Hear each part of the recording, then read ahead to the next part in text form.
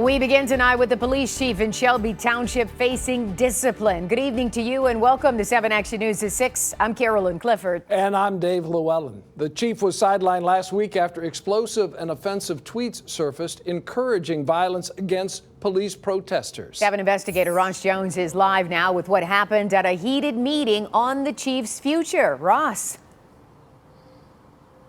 That meeting's still going on right now. Dave and Carolyn, good evening. Around Shelby Township, he was known as Chief Robert Shelide, but on Twitter, he was Sheepdog 711.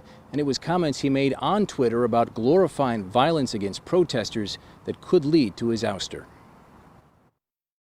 We have one item on the agenda, the employee matter involving Chief of Police Robert Shelide. Shelby Township's police chief was put on paid administrative leave last week after a series of incendiary tweets came to light glorifying attacks on protesters.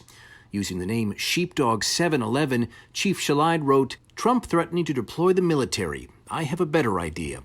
Unleash the real cops and let them take care of these barbarians. I promise it'll be over in 24 hours. In another tweet about looters in New York City, Sheepdog 711 wrote, "Wild savages. I wish to God I would have been there. Body bags for these vicious subhumans. Oh, on another note, I dare you to try and drag me out of my vehicle." Now Shelide has been hit with this 9-page notice of charges detailing township policies his tweets violated, from his oath of office to rules governing use of force and social media usage. Before we actually go into closed session. In closed session that was not broadcast today, Shelide was allowed to defend himself to township board members. But before he did, residents got a chance to address his comments. The man who we call our chief of police has stated that black people are wild savages. The chief's comments are appalling and disturbing and infuriating, and they make me angrier every time I read them. That he wants to violently put them in body bags? This is unacceptable. It's disgusting.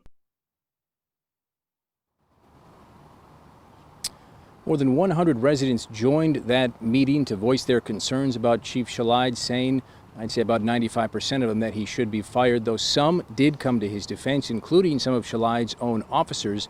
Right now, that board has just moved into closed session where they are giving the chief an opportunity to defend himself. And once that's over, the board will meet again on Tuesday to decide what punishment, if any, should come his way. That could include termination. We're live tonight. I'm Ross Jones, 7 Action News. All right, Ross, we'll wait to see what happens. Thank you so much. Well, right now.